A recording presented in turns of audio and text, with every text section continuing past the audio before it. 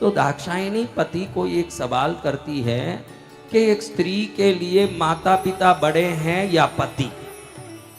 ऐसे देवी भागवत में आता है कि सवाल करती है। भगवान कहते हैं कि समझ गए कि ये क्या बोलना चाहती है। भगवान कहते हैं देखो उमा, जब तक तुम कुंवारी थी तुम्हारे माता पिता तुम्हारे लिए सब कुछ थे, जब विवाह हो गया तो पति ही तुम्हारे लिए सब कुछ है। लेकिन आड़ी टेढ़ी बात करके मां सती ने कहा कि मुझे तो मेरे पिता के यहाँ जाना, मेरी अनुमति नहीं है। आपने कल सुना कि मैं अपना अपमानित होऊंगी तो वहीं मेरा शरीर त्याग दूंगी, ये मेरा वचन है, मैं जाऊंगी। भगवान ना ना करते रहे, वर दाक्षायणी वहां से निकल गई। अब जहां यज्ञ मंडप सजा, जहां दक्ष प्रजापति का घर था, वहां बहुत धूमधाम से सब कार्यक्रम चल रहा है। उस जगह में जाके वो जैसे ही प्रवेश की, सोची कि मेरी बहनें होंगी, ब्रह्मा विष्णु होंगे, सब ऋषि होंगे, मुझे देखते ही प्रसन्न होंगे, क्योंकि आदिशक्ति भवानी के बगैर तो कोई क्रिया पूर्ण कैसे हो सकती है। लेकिन जिन्होंने भी माँ को देखा, दक्ष प्रजापति के डर से सबने मुंह फेर लिया। कहीं हजारों घड़े घी रखे हुए हैं यज्ञ के लिए, तो कहीं हजारों घड़े दूध रखे हैं वहां यज्ञ में रखे हुए देवताओं के अभिषेक के लिए। विभिन्न पदार्थ रखे हुए हैं, विभिन्न वस्तु रखे हुए हैं, लेकिन वस्तुओं से, व्यक्तियों से और कोई भी वातावरण से मां दाक्षायणी को थोड़ा भी आदर नहीं मिला। जैसे ही सामने अपने पिता के गई, दक्ष प्रजापति ने पूछा कि मेरे घर में कदम रखने की हिम्मत कैसे की, तुझे बुलाया किसने? अपने पिता से प्यार मिलेगा ये सोच के जब वो प्रवेश की, पिता का ये कटु वचन सुना तो उसने कहा कि मैं ये आपसे पूछने आई हूं कि सभी देवता का आविर्भाव जहां हो रहा है, वहां मेरे पति शंकर का आविर्भाव क्यों नहीं हो रहा? जब आपने सभी देवताओं को यज्ञ में बुलाया है तो देवादिदेव महादेव को क्यों नहीं बुलाया? मैं आपसे ये जवाब जानने के लिए आई हूं। दक्ष प्रजापति कहते हैं कि मैं उसको जमाई नहीं मानता जिसने मेरे जमाई चंद्र को इज्जत देके मेरा अपमान किया है। वो कंकाल मशानवासी और नरमुंड पहनने वाला कदापि मेरा जमाई नहीं हो सकता। अपने पति के प्रति इस प्रकार के अपमान का वचन सुनते ही दाक्षायणी मां ने अपने दोनों हाथ कान पर रख लिए। दुष्ट, तू मेरा बाप हुआ इसलिए मैं तुझे क्षमा करती हूं, फिर भी जिस कानों ने मेरे प्राणपति भगवान के अपवचन सुने हैं, उस कानों को, उस इंद्रियों को, उस शरीर को अब धारण करके इस संसार में मैं नहीं रहूंगी। पुनः मैं मेरे शुद्ध शरीर से भगवान को प्राप्त करूंगी। अब मुझे इस संसार में रहने की इच्छा भी नहीं रही। दुष्ट, आदि शक्ति पराशक्ति को बेटी के रूप में प्राप्त करके भी तेरे मन में सद्भाव और संस्कार नहीं जगे, ये तेरे कर्मों में कहीं कमी दिख रही है। मां वहां जो अग्नि कुंड जल रही थी, उस अग्नि कुंड में ही शिव शिव शिव शिव करती करती अपने पति को क्षमा मांगती हुई आपकी आज्ञा बगैर आई, जिसका मुझे दंड मिल चुका है। जैसे आपको मैंने वचन दिया कि वहां कुछ भी अपमान होगा तो मैं शरीर त्यागूंगी। मेरे वचन की पूर्ति के लिए, मेरी प्रतिज्ञा की पूर्ति के लिए मैं इस शरीर को समाप्त करती हूँ। ऐसे बोलती हुई सब लोग आके संभालें, उसके पहले ही बिजली की तरह एक क्षण में अग्नि कुंड में कूद गई। मां, ओ मेरी मां, मां, ओ मेरी मां, जगदम्बा भवानी, जगदम्बा भवानी, जगदम्बा भवानी। एक क्षण में कैलाश में बैठे हुए शंकर जी का शरीर छलायमान हुआ। ध्यान से आंख खोल के उन्होंने अपने तीसरे नेत्र से देखा कि मेरी अर्धांगिनी परम प्रिया, मेरी जीवन के क्षण क्षण को उल्लास में बदलने वाली सती अब अपने शरीर को त्याग चुकी है। भगवान के आंख लाल हुए और तीसरा नेत्र खोला, नेत्र में ज्वाला निकलने लगी, अपनी जटा को उठाया, जटा के एक टुकड़े को तोड़ के धरती पर जोर से फूटा, एक भयंकर आकृति वहां पर खड़ी हुई, एक भयंकर आकृति वहां पर खड़ी हुई।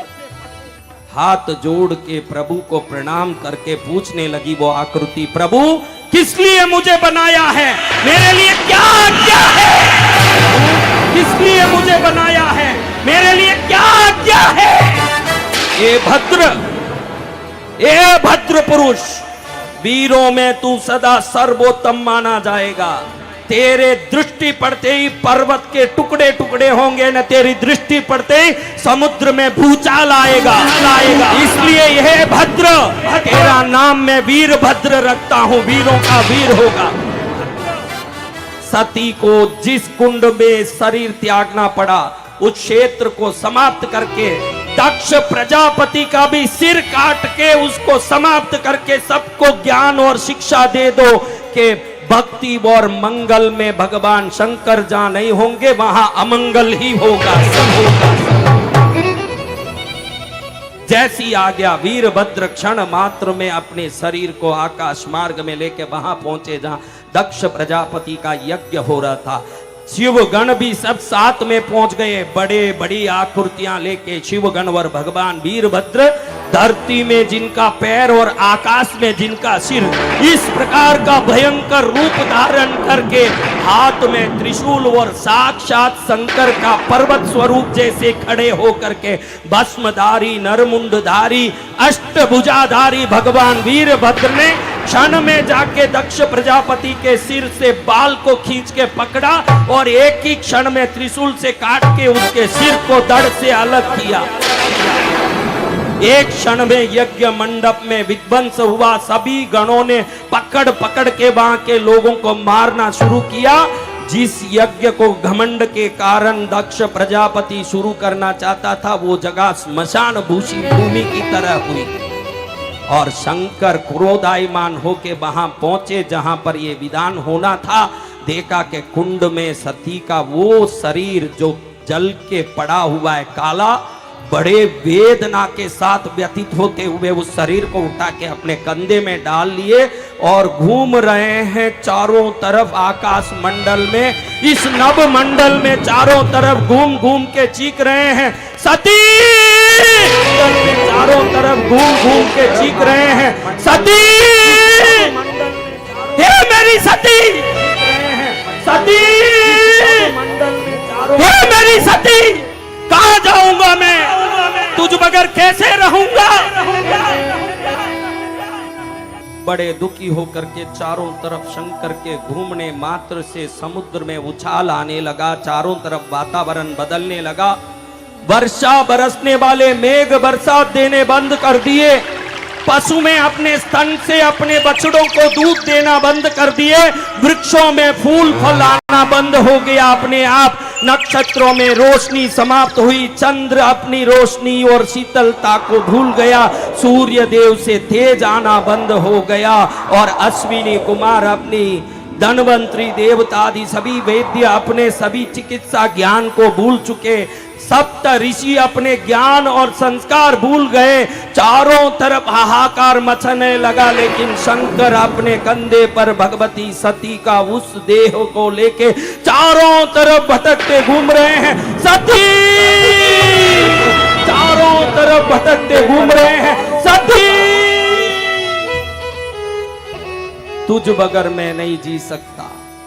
अब सभी देवता व्यतीत होके भगवान नारायण के पास पहुंचे। भगवान परब्रह्म का 3 रूप, आप त्रिदेव हो और ये शंकर भोलेनाथ अब व्यतीत होके चारों तरफ घूम रहे हैं, जिससे ब्रह्मांड में नहीं, अतल वितल सुतल भूतल पाताल रसातल तलातल आदि समस्त चतुर्भुवन 14 भुवनों में भूचाल आया है। कैसे होगा प्रभु? कुछ तो करिए। नारायण भगवान ने सोचा कि जब तक ये सती का देह रहेगा जरूर शंकर जी का प्रज्ञा उसी पर लगा रहेगा, इस देह को वहां से विलय करना पड़ेगा, तब शंकर अपनी स्थिति में आ पाएंगे। जैसे ही नभमंडल में घूम रहे शंकर के पीछे नारायण गए और नारायण के चक्र ने, जो सुदर्शन चक्र स्वयं शंकर का दिया हुआ, ध्यान रखना किसी को कोई वस्तु देते समय सोच के देना, वो वस्तु कभी वापस आके आप कोई दुख न दे दे। ये संसार कई ऐसे लोगों से भरा, देखो विष्णु ने जिस चक्र को, सुदर्शन चक्र को शंकर जी से लिया, उसी चक्र को सती के शरीर पर छोड़ा, उस चक्र ने एक एक अंग काट काट के धरती पर गिराना शुरू किया। कहीं उंगली गिरी, कहीं हाथ गिरे, कहीं बाहु गिरी, कहीं स्तन गिरा, कहीं मस्तक गिरा, कहीं गला गिरा, कहीं कटी गिरी, कहीं पैर गिरे, कहीं पैर की उंगलियां गिरी। जहां 51 स्थानों में ये 51 अंग गिरे, वो ज्योतिर्मयी भगवती आदि शक्ति का शरीर कट के गिरा। उसी 9 दिनों को हम नवरात्रि के रूप में मनाते हैं और आज भी मनाते आए।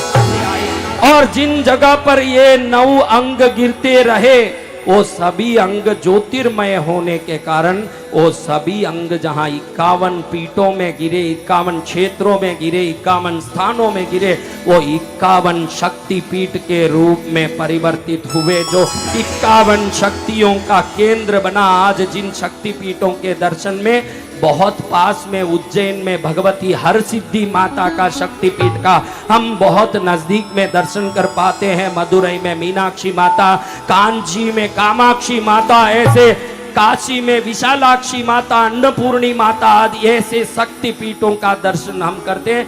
आप ज्ञातव्य रहें कि ये सभी अंग इस